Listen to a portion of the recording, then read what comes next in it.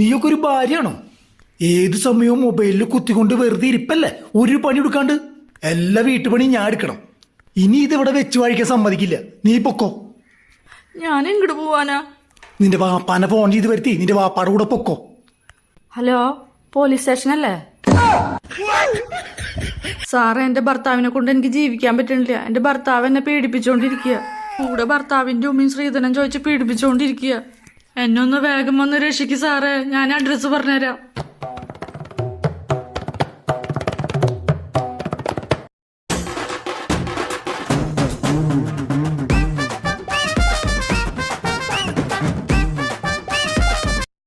ഇന്ന് രാത്രി ചപ്പാത്തിക്ക് മുട്ടക്കറി വേണോ അതോ ചിക്കൻ കറി വേണോ? ചിക്കൻ കറി മതി.